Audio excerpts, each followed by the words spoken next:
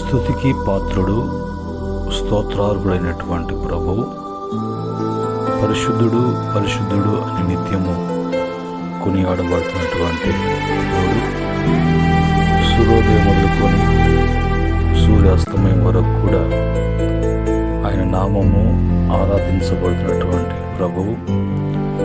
ఆయన పరలోకములో నిత్యము వేవేల దూతల చేత ఆరాధించబడుతున్నటువంటి అతి పరిశుద్ధుడైనటువంటి నామములో తిరిగి ఉదయకాలపు కృపావాక్య ధ్యానంలోకి మనల్ని నడిపించినటువంటి ప్రభుకి స్తుతులు చెల్లిస్తూ ఉన్నాను. అలాగనే మరి ఉదయకాలపు వాక్య ధ్యానంలో పాల్గొనగలుగుతున్న ప్రజలకు, ప్రత్యేకంగా మరి వాక్యం వింటున్నటువంటి బిడ్డలకు ప్రభు పేరట మరి వందనాలు. ప్రభు పేరట మీకు ఉదయకాలపు శుభములు తెలియజేస్తున్నాను. ప్రియమైన దేవుని బిడ్డలారా, మరొక దినములోకి ప్రభు మనల్ని నడిపించారు, జీవముతో జ్ఞాపకం చేస్తున్నారు. ఆయన జీవించుచున్నాడు కనుక మనము కూడా మరి జీవించేటువంటి వారమై ఉన్నాం.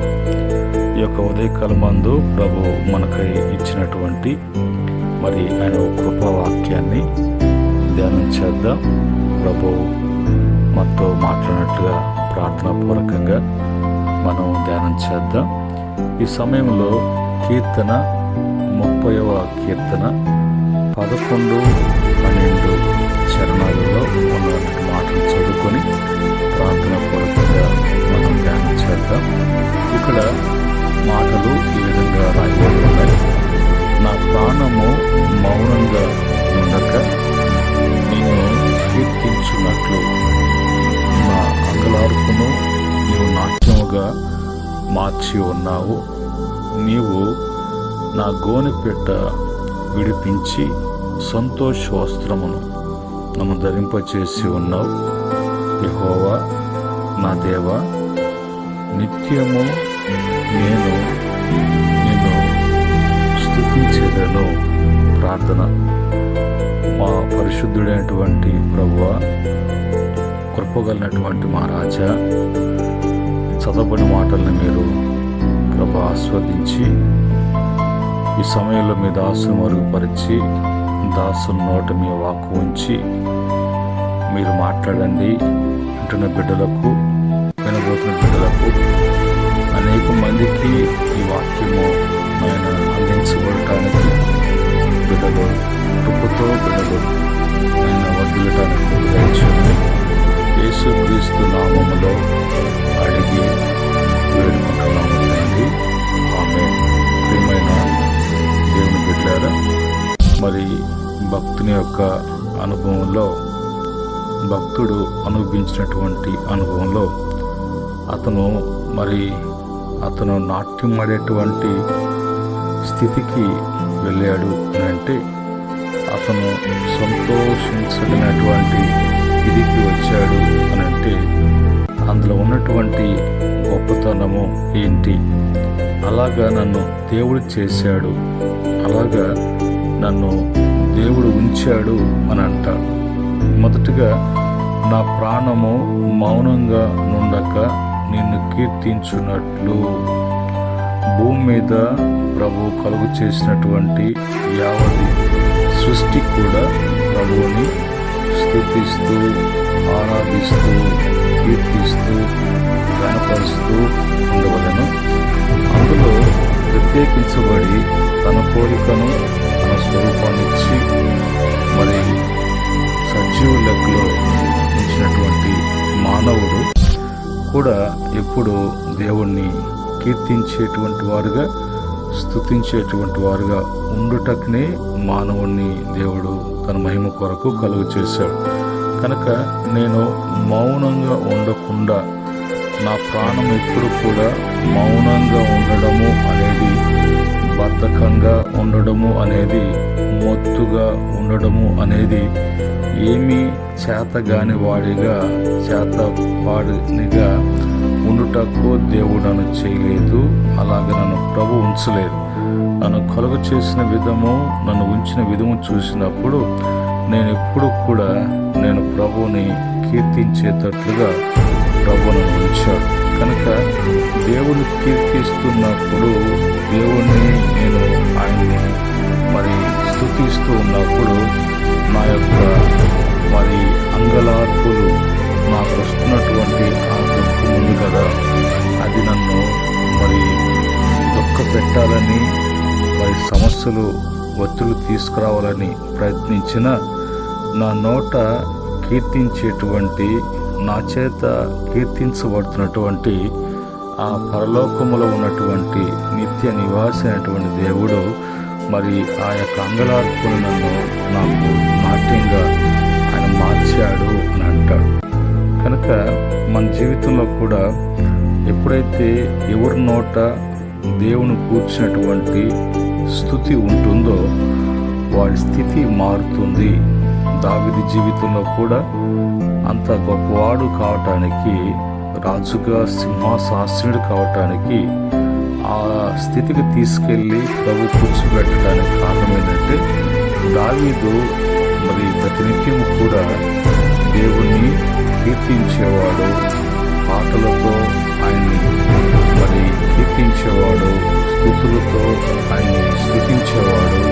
ప్రభువుకి ఎల్లవేళలా కృతజ్ఞతాస్తుతులు చెల్లించే అనుభవము దావీదు జీవితంలో ఉంది. కాబట్టి అతను నాట్యం ఆడేటువంటి వాడుగా, దేవుడన్నా దేవుని సన్నిధన్నా ఒక సందర్భంలో దేవుని యొక్క మందస్సము తీసుకుని వస్తున్నప్పుడు ఇతను ఒక రాజై ఉండి ఒక సాధారణ వ్యక్తిగా ఆ యొక్క మందస్సం ముందు నాట్యం ఆడుతూ ఉన్నాడంటే తన యొక్క అంగలార్పుల్ని ఆయన నాట్యంగా మార్చిన దేవుడు, నా ప్రాణము నా దేహము ఎప్పుడు కూడా దేవుని ఎదుట గమ్ముగా ఉండడం అనేది, అంటే ఒక మాటలో ఆయన మహిమపరచకుండా నేను ఉండలేను అన్నట్టుగా దావీదు నాట్యం ఆడాడు.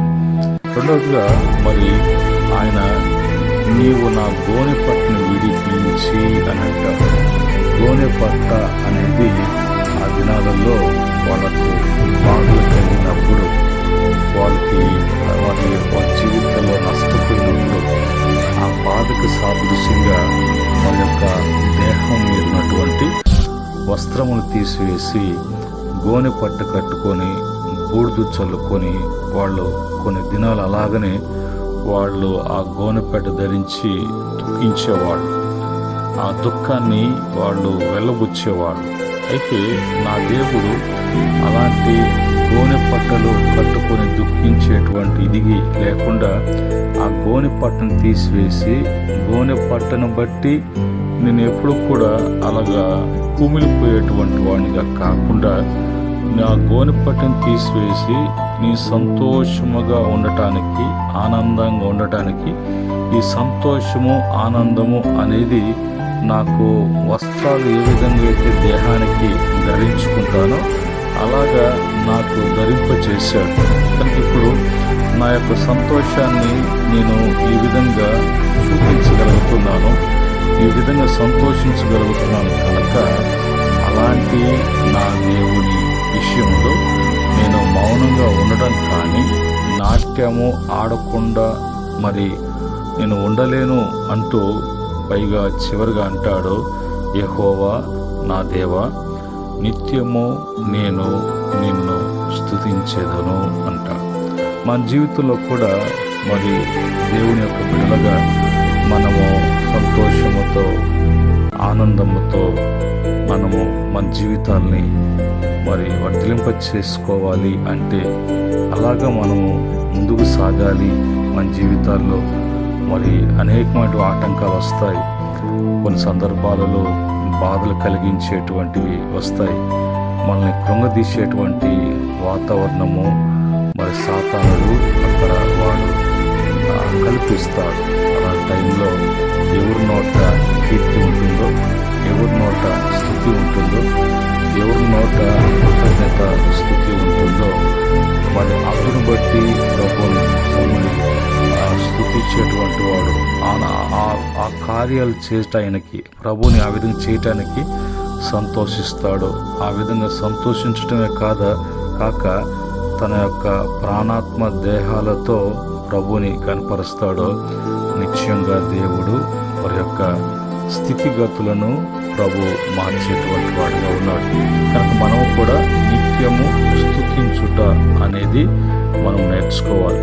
మరి ఎవరెవరు దేవుని స్తుతించాలి, ఎలాగ స్తుతించాలి అనేది మనం నేర్చుకున్నప్పుడు ఆటోమేటిక్గా మన బంధకాలు, మన కష్టాలు, మన ఆర్థిక పరిస్థితులు, అనారోగ్యాలు ఇవన్నీ కూడా సాతానుడు తెచ్చిపెట్టి మనల్ని బంధించాలని చూస్తారు. వాడు బంధకాల్లో ఉంచుకొని వాడు వేడిపించాలని, ఆడించాలని చూస్తారు.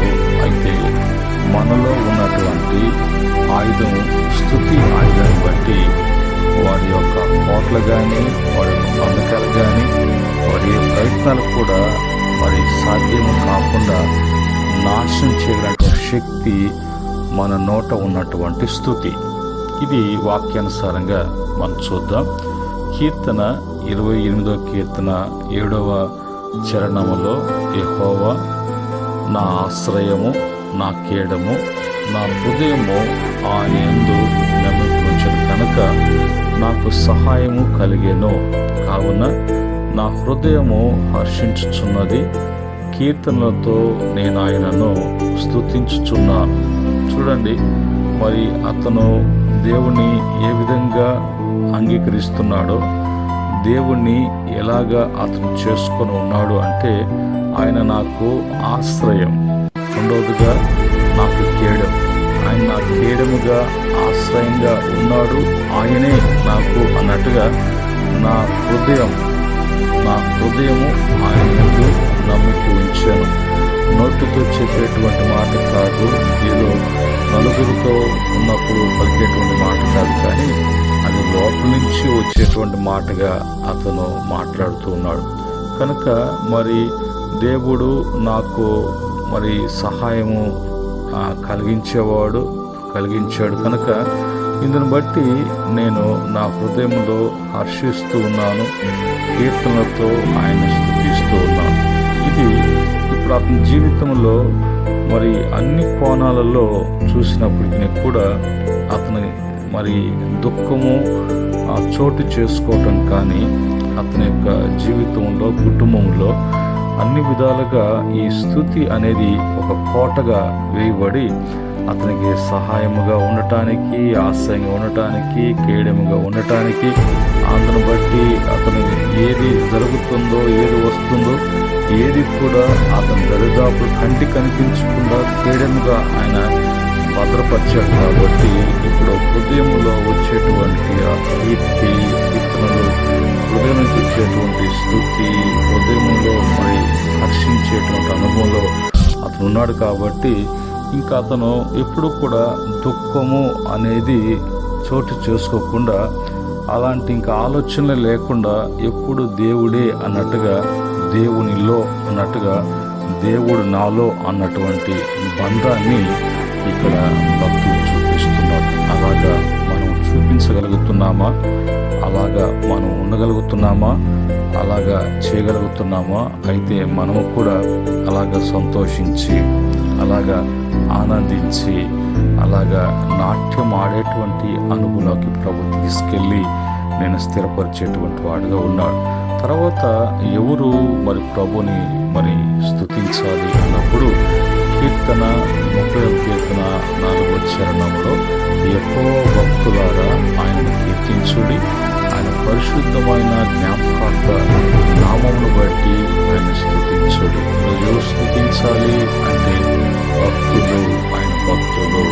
మరి ఆయన నేను బట్టి స్తుతించాలి, కీర్తించాలి అంటే ఆయన పరిశుద్ధమైనటువంటి జ్ఞాపకార్థమైనటువంటి నామాన్ని బట్టి. ఆయన పరిశుద్ధుడు, ఆయన యొక్క పరిశుద్ధమైన నామాన్ని జ్ఞాపకార్థముగా ఎప్పుడు కూడా మర్చిపోకూడదు. అందుకని భక్తులు అంటాడు, నా ప్రాణమా యెహోవాని సన్నుతించుము అంటాడు. ఆయన చేసినటువంటి ఉపకారములలో దేన్ని కూడా మరవటానికి, దేన్ని కూడా మర్చిపోవటానికి మరి అతను అవకాశం ఇవ్వలేదు. ప్రభుని ఇప్పుడు కూడా జ్ఞాపకం చేసుకుంటూ వచ్చారు. అలాగనే బైబిల్లో చూసినప్పుడు కీర్తన 22వ కీర్తన 23వ చరణము, 69వ కీర్తన 34వ చరణములో అప్పుడు కూడా ఏమంటారంటే, యెహోవా యందు భయభక్తులు గలవారారా ఆయన స్తుతించుడి, యాకోబు వంశములారా మరి మీరందరూ ఆయనను గణపరచుడి, ఇశ్రాయేలు వంశస్థులారా మీరందరూ కూడా ఆయనకి భయపడుడి. చూడండి, భక్తులు దేవుణ్ణి స్తుతించాలి, సృష్టి దేవుని స్తుతించాలి, భూమి మీద ఆయన కలుగు చేసినటువంటి ప్రతి నరుడు స్తుతించాలి, ప్రతి వంశపు వారు కూడా స్తుతించాలి. ఎలాగ దేవుని స్తుతించి గణపరచాలి అని అంటే మరి రాయబడినటువంటి మాటలలో 63:3లో 33:2లో కీర్తన 30వ కీర్తన 9వ చరణంలో సితారాతో యెహోవాని స్తుతించుడి, 10 తంతుల స్వరమండలముతో ఆయన్ని కీర్తించుడి, వాయిద్యములతో ప్రభుని స్తుతించుడి. అలాగ శబ్దము చేస్తూ ఆయన నామాన్ని కనపరిచేటువంటి వారుగా ఉండాలి. అలాగనే స్తుతి అనేది ఎక్కడ మరి చేయాలి, మరి ఎక్కడ స్థుతి అనేది ప్రభు కలుగుతుంది అన్నప్పుడు మొట్టమొదటిగా కీర్తన 84వ కీర్తన 4వ చరణంలో, నీ మందిరమునందు నివసించు వారి ధన్యులు, వారు నిత్యము నిన్ను స్తుతించెదరు. కనుక స్తుతి అనేది చెల్లించవలసినటువంటిది. స్తుతి ప్రభుకి చెల్లించేటువంటి స్థలము ఎక్కడంటే దేవుని యొక్క మందిరము, నిత్యము అక్కడ ఆ విధంగా జరగవలసి ఉన్నది. అలాగనే 100వ కీర్తన 4వ చరణంలో కూడా మరి ఆ మందిరానికి వెళ్ళేటప్పుడు కృతజ్ఞతార్పణలు చెల్లించుచు ఆయన గుమ్మంలో ప్రవేశించుడి, కీర్తనలు పాడుచు ఆయన ఆవరణలో ప్రవేశించుడి, ఆయనను స్తుతించుడి, ఆయన నామమును గణపరచుడి అని అంటాడు. చూడండి, మరి ఎట్లా తీసుకున్నా ఎట్లా మాట్లాడుకున్నా స్తుతి లేకుండా, కీర్తన అనేది లేకుండా, పాట అనేది లేకుండా, ప్రభువుని మరి ఆరాధించటము అనేది లేకుండా, ప్రభువుని కృతజ్ఞత స్తుతులు అనేది లేకుండా మరి జీవితము లేదు, లోకము లేదు, మరి ఏది కూడా లేదు అనేది మరి ఒక మాటలో చెప్పాలంటే, ఎప్పుడైతే స్తుతి ఉంటుందో, కీర్తన ఉంటుందో, ప్రభుని గణపరిచేటువంటి వాతావరణం ఉంటుందో, ఆయన్ని బట్టి, ఆయన పరిశుద్ధతను బట్టి, ఆయన కార్యాలను బట్టి, ఆయన నామాన్ని బట్టి, ఆయన బలాన్ని బట్టి, ఆయన యొక్క ప్రభావాన్ని బట్టి ఎప్పుడు కూడా మనము స్తుతి స్తుతి స్తుతి స్తుతి అంటూ ఉంటామో ఆటోమేటిక్గా స్థితి స్థితి స్థితి అనేది మార్పు మనం చూడగలం. ఈ క్రమంలో ప్రేమైనటువంటి దేవుని బిడ్డలారా, మనమంతా కూడా మనము ప్రభుని స్తుతించేటువంటి వారంగా ఉన్నప్పుడే మనము నాట్యమడేటువంటి అనుభవంలోకి, సంతోషం అనేది ఇప్పుడు కూడా మనం ధరించుకుని ఉన్నటువంటి వారముగా, అలాగనే మన యొక్క మన స్థితిగతులు కూడా ఎంతో మార్పు, ఈ బంధకము అందించడానికి, అది వ్యసనమైన ఉండొచ్చు, బలహీనవచ్చు, అది అరుస్తూ కేకలు పెడుతూ నీ స్తుతి శక్తికి తట్టుకోలేక పారిపోవలసిందే. కానీ అది తిష్ట వేసుకొని అది నేను ఏడిపించటము అనేది, బాధ పెట్టడము అనేది దాని వల్ల కాదు అనేది వాక్యం చెప్తుంది. ఈ క్రమంలో మరి 149వ కీర్తన 1వ చరణములో, యెహోవాను స్తుతించుడి, యెహోవాకు క్రొత్త కీర్తన పాడుడి, భక్తులు కూడుకొని సమాజములో ఆయనకు స్తోత్ర గీతములు పాడుడి. చేసే ప్రతి కీర్తన అనేది ప్రభువు చేసిన మేలును బట్టి, వాళ్ళ సంతోషములో, వాళ్ళు ఉన్నటువంటి అవసరతలో, వాళ్ళకు జరిగిన కార్యాలను బట్టి, జరగబోతున్న కార్యాలన్నిటిని కూడా వాళ్ళు దేవుణ్ణి కీర్తన ద్వారా కీర్తిస్తూ అన్నట్లుగా, కనుక వాళ్ళు చేసేటువంటి దేవుడు చేసేటువంటి ప్రతి కార్యం బట్టి కూడా వాళ్ళు దేవునికి కొత్త పాటలు పాడుతూ కీర్తిస్తూ ఉండేవాళ్ళు. ఆ దినాల్లో దావీదు రాజుగా ఉన్న దినాలలో ఇంచుమించుగా అక్కడ దేవుని ఆరాధించడానికి 4,000 మంది కోయలు పాడేవాళ్ళు ఉండేవాళ్ళు. ఇంకా ఆ కోయకు తగినట్టుగా వాయిద్యాలు వాయించేటువంటి వారు, ఇన్స్ట్రుమెంట్స్ వాయించేటువంటి వారు ఎంత గొప్పగా దేవుణ్ణి ఆ దినాలలో దావీదు ప్రభుని స్తుతించినట్లుగా, కీర్తించినట్లుగా, కనపరిచినట్లుగా, ఆయనను మహింపరిచినట్లుగా క్రొత్త కీర్తనలు ఎత్తి ఎత్తి పాడినట్లుగా మనం చూస్తున్నాం. ఆ క్రమంలో దేవుణ్ణి బైబిల్లో దావీదు స్తుతించినట్లుగా, కీర్తించినట్లుగా, అలాగనే ఇశ్రాయేలు ప్రజలు ప్రభుని కీర్తించినట్లుగా, మరి నిర్గమకాండం 15వ అధ్యాయంలో వారిని ఐగుప్తు నుంచి విడిపించిన తర్వాత, ఎర్ర సముద్రం దాటిన తర్వాత వాళ్ళంతా కూడా ప్రభు చేసిన కార్యాన్ని బట్టి ప్రభుని స్తుతిస్తూ కీర్తిస్తూ మిరియాము నాట్యం ఆడినట్లుగా మనం చూస్తున్నాం. అలాగనే మరి బైబిల్లో ఉన్నటువంటి మరి జకరయ్య, ఎలిజబెత్ వాళ్ళ జీవితంలో ప్రభు కార్యం చేసినప్పుడు అతని యొక్క నోరు తెరవబడిన వెంటనే, ఆ నోరు తెరవబడటానికి ఏంటంటే అతనిలో ఉన్నటువంటి స్తుతి శక్తిని బట్టి అతను ప్రభుని కీర్తించినట్లుగా, మరి అలాగనే బైబిల్లో ఉన్నటువంటి సందర్భాలలో నెబుకద్నెజరు ఒక అన్యుడు ప్రభుని మరి ఆయన ప్రభావం చూసి స్తుతించకుండా ఉండలేకపోయాడు. అలాగనే సిమియోను, అలాగనే యేసు ప్రభు యొక్క శిష్యులు దేవుని మరి మందిరములో కుంటివాడిగా మరి ఉన్నటువంటి వాడు పేతురు, యోహానులు యేసు నామములో ఆజ్ఞాపించినప్పుడు స్వస్థత కలిగినప్పుడు అతను కూడా స్తుతిస్తూ, వాళ్ళందరూ కూడా స్తుతిస్తూ ప్రభుని కనపరిచినట్లుగా ఈరోజు మనమందరూ కూడా ఆ విధంగా ప్రభుని స్తుతించేటువంటి వారంగా ఉండాలి అనేది ఉదయకాలం ముందు కృపావాక్య ధ్యానములో ప్రభు మనకు తెలియజేసినటువంటి మాట. ఈ స్తుతి ప్రతి ఒక్క బిడ్డ నోట ఉంచబడును గాక. ప్రతి బిడ్డ కూడా దేవుణ్ణి స్తుతించే, ఆరాధించే అనుభవంలో సంతోషాన్ని, మరి ఆనందాన్ని, అన్ని విషయాలలో వారి యొక్క స్థితిగతుల్లో మార్పు తెచ్చి ఉన్నటువంటి ఉన్నత స్థితిలో ప్రభు ప్రతి బిడ్డను కూడా ఉంచునుగాక. ఆమేన్. పరిశుద్ధుడైనటువంటి మా తండ్రి, కృపగలిగినటువంటి మా దేవ, నాయనా నిశ్చయముగా నువ్వు ఎంత గొప్పవాడవో, ఎంత తండ్రి కీర్తి మీకున్నదో, మరి భూమి మీద ఉన్నటువంటి అది వంశమే కావచ్చు, అది ఒకవేళ చెట్టే ఉండొచ్చు, పొట్టే ఉండొచ్చు, పక్షి ఉండొచ్చు, అది జీవం కలిగినటువంటిది ఉండొచ్చు, నైనా ఇదిగో తండ్రి ఒక గుంపుగా అయి ఉండొచ్చు, సమస్తము కూడా నేను స్తుతించాలి, కీర్తించాలి, కనపరచాలి, ఆరాధించాలి. ఆ క్రమంలో సూర్యోదయం మొదలుకొని సూర్యాస్తమయం వరకు మీరు ఆరాధించబడుతున్నారు. అలాగా నాయన మరి మీరు యోగ్యులు కనుక మీకే మహిమ రావాలి తండ్రి, మీరే గణపరచబడాలి.